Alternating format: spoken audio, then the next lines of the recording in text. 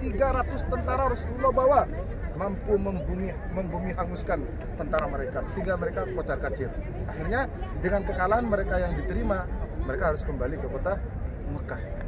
Baik, terbunuh pada waktu perang Badar adalah keluarga daripada Hindun, orang tuanya, saudaranya, itu terbunuh ketika perang Badar. Ada kaitannya dengan perang Uhud. Baik, 1 tahun 1 bulan kembali mereka datang dari kota Mekah menuju Madinah. Tujuannya sama, membunuh Rasulullah. Yang kedua adalah menguasai kota Madinah. Baik, 3.000 tentara mereka siapkan datang ke Madinah untuk melakukan tujuan mereka. Apa yang terjadi? Sebelum mereka datang, Rasulullah menyiapkan 1.000 tentara. 1.000 melawan 3.000. Namun singkat cerita, 1.000 tentara yang dibawa oleh Rasulullah dari kota Madinah kurang lebih arahnya dari sini. Kalau dari petanya ya. Jadi Rasulullah datang dari arah sana. Datang lurus dengan bukit ini. Nanti kita kasih tahu bukit apa namanya. Nah, pertengahan jalan ya, di pertengahan jalan ada 300 tentara yang dipimpin oleh orang munafik. Ini ada di di rombongan Rasulullah dari 1.000 tentara itu. Dia adalah Abdullah bin Ubay bin Salul, orang munafik, mengatakan kepada Rasulullah, Rasulullah, kita tidak bisa perang. Kita akan kembali ke kota Madinah daripada kita mati konyol. Anak istri kita janda, anak jadi yatim. Mereka kembali ke kota Madinah.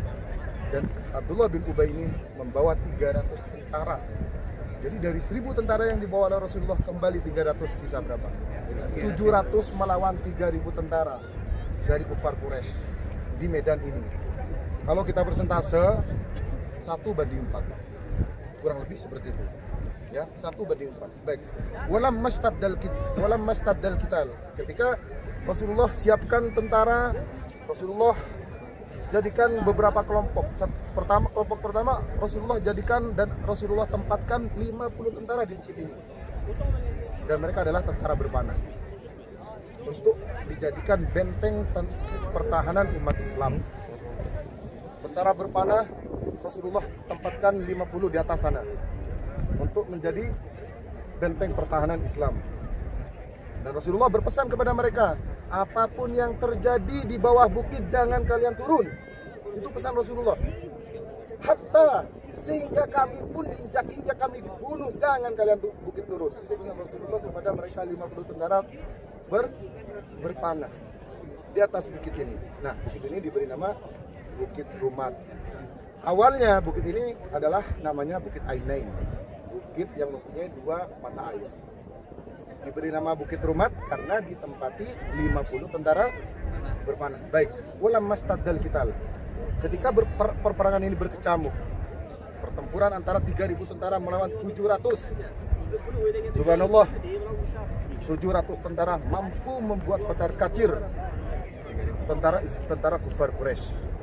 Jadi mereka melihat seolah-olah tentara Rasulullah yang hanya 700 itu bagaikan banjir bandang yang mengobrak-abrik bendungan. Mereka seolah-olah melawan tentara yang sangat banyak sekali. Jadi ketika mereka kabur, itu laksana bagaikan pepohonan atau dedaunan kering yang diterpa oleh angin puting beliung. Mereka lari pak, pecah-pecah. Namun ketika peperangan itu dianggap selesai, dikira selesai, turunlah 50 tentara yang ada di bukit ini, di mana Rasulullah pesan jangan kalian turun. Kita sudah menang sebenarnya, jangan kalian turun. Melihat harta yang ditinggalkan oleh kufar Quraisy, harta rampasan, mereka turun semuanya, lupa. Dari 50 itu 40 tentara mereka turun. Dalam Al-Quran disebutkan minkum mayyuridud dunya wa minkum mayyuridul akhirah. 40 lebih memilih urusan dunia. 10 sisa bertahan di atas bukit itu dengan pemimpin Abdullah bin Jubair. Jangan kalian turun, ingatlah pesan ke Rasulullah. Tidak, mereka tidak peduli. 40 tentara turun semuanya. Mereka bilang ghanimah, ghanimah, ghanimah. Apa bilang artinya? Harta rampasan, harta rampasan. Turun mereka, lupa dengan pesan Rasulullah. Sehingga pada posisi itulah Khalid bin Walid dan Ikrimah bin Abi Jahal salah satu panglima besar dari tentara Quraisy, melihat pos yang ada di bukit ini kosong. Akhirnya mereka balik. Apa kata Khalid? Jauh. Kembali kalian. Khalid bin Walid dari arah depan sana, Ikrimah dari belakang. Diserbulah 10 tentara sisa di atas sana. Akhirnya 10 tentara sisa itu dibunuh. Dengan begitu mampulah kufar Quraisy membalik keadaan, sehingga ketika mereka tentara ada di atas bukit ini kembali menyerang tentara umat Islam yang ada di bawah. Terbunuh 10 tentara itu, di antaranya panglima Islam tentara berpanah yaitu Abdullah bin Zubair. Nah, pada kondisi seperti itulah umat Islam dibuat kocar-kacir hingga pada akhirnya paman Rasulullah yang bernama Sayyidina Hamzah itu terbunuh oleh budak dari seorang Hindun. Kenapa Hindun ngotot ingin membunuh Hamzah? Karena pada waktu perang Badar saya bilang saudara dan ayahnya dibunuh oleh Sayyidina Hamzah. Makanya Hindun ini menurut budak namanya Wahsy. Lu bunuh Hamzah, saya merdekakan. Itu terjadi karena Wahsy ini adalah spesialis tombak. Sekali dia lepas itu tombak, mati lawannya. Itu sasarannya adalah Sayyidina Hamzah.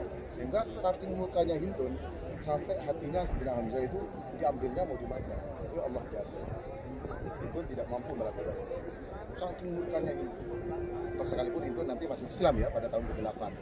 Nah, itu panjang cerita. Baik, selesai di situ. Ketika dibuat kocar-kacir tentara Islam, meninggal juga Mus'ab bin Umair. Mus'ab bin Umair adalah sahabat yang dikatakan dalam sejarah itu mirip dengan Rasulullah. Ingin tampannya. Apa tugas beliau? Menjaga panji Islam. Bendera dibunuh oleh orang-orang kufar Quraisy namanya Abdullah bin Zubair. Tragis sekali dibunuhnya beliau itu. Bagaimana? Tangan kanannya dilibas, tersungkur. Tapi apakah panji itu dilepas oleh Mus'ab bin Umair? Tidak. Dipegang dengan tangan kirinya, dilibas tangan kirinya, dipegang dengan lehernya, ditahan itu bendera sehingga tidak jatuh. Sehingga kalau bendera atau panji itu jatuh, peperangan selesai, Islam tahu. Akhirnya Mus'ab bin Umair dilibas lehernya, tersungkur, syahid.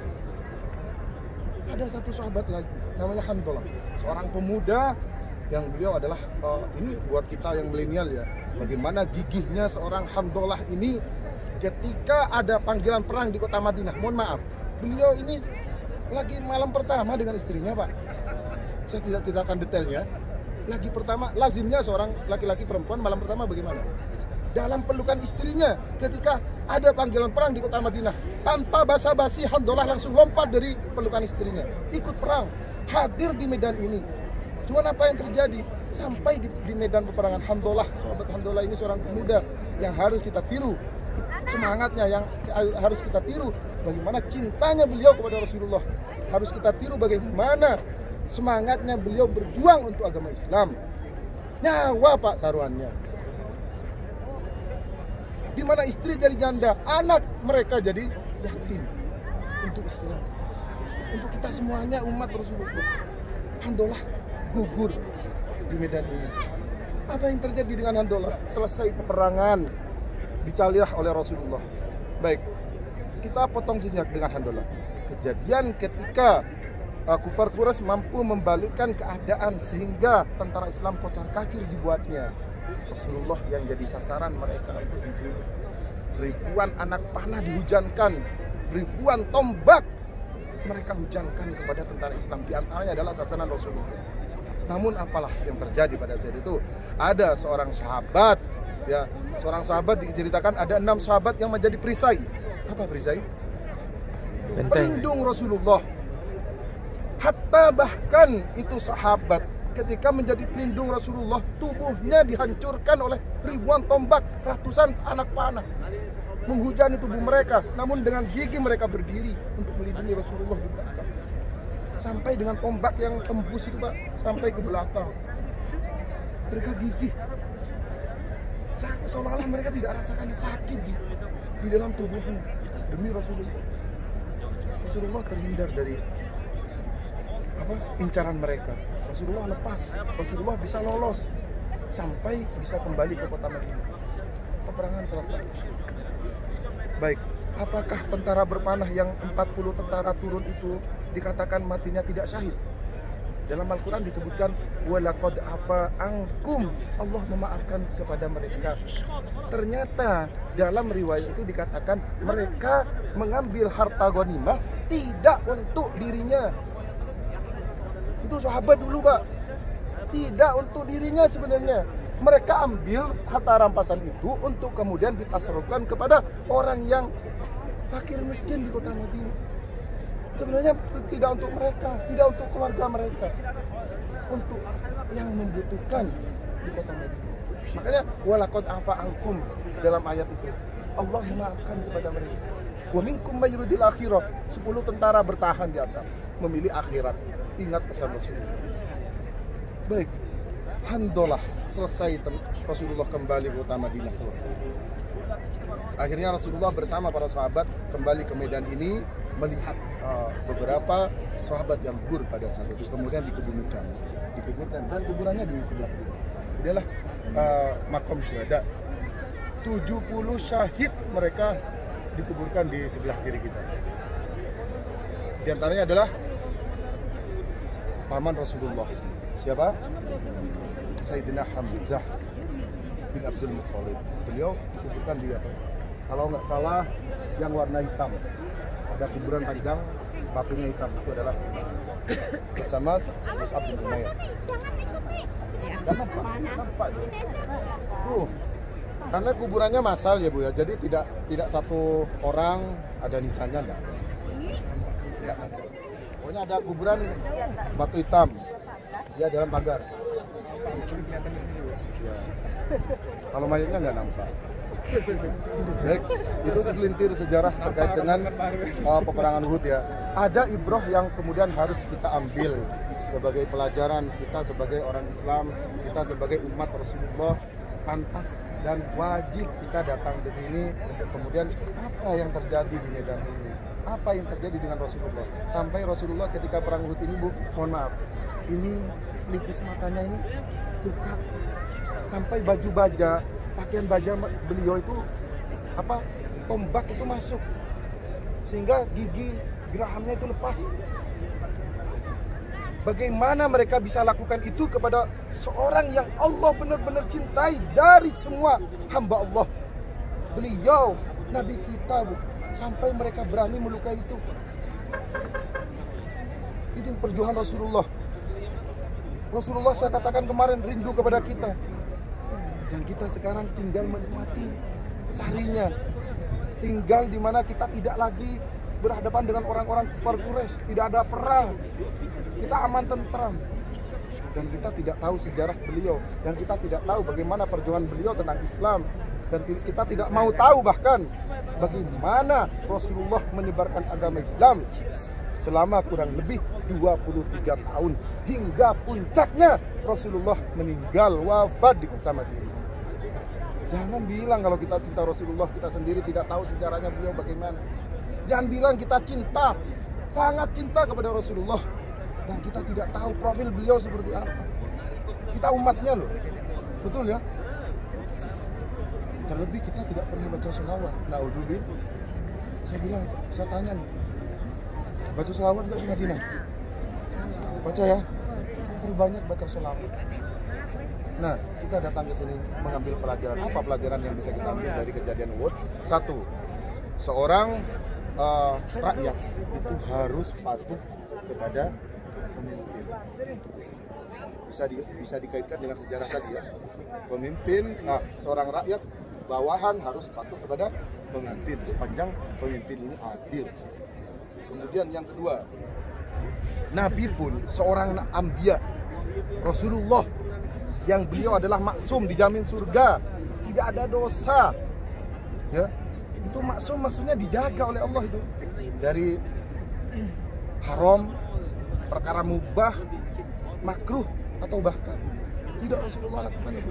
Tapi ketika beliau berjuang untuk Islam masih ada cobaan, dan kita sebagai umatnya kebanyakan Ya kebanyakan manusia tuh maunya yang instan, pret langsung jadi, pret langsung enak gitu. Kurang lebih bahasanya seperti itu. Rasulullah seorang Nabi Allah itu masih dicoba, masih diuji gitu ya. Yang terakhir adalah pada suatu yang situasi yang sangat genting, kita tidak boleh mementingkan diri sendiri sebagaimana yang dilakukan oleh Abdullah bin Ubay bin Salul, orang munafik nih. Mereka bilang, maaf Muhammad, kita nggak bisa perang. Kalaupun kita perang, kita bisa mati konyol. Anak istri kita gimana? Mereka balik. Ini orang-orang munafik nih. Paham sampai di sini ya? Jelas segelintir terkait dengan kejadian perang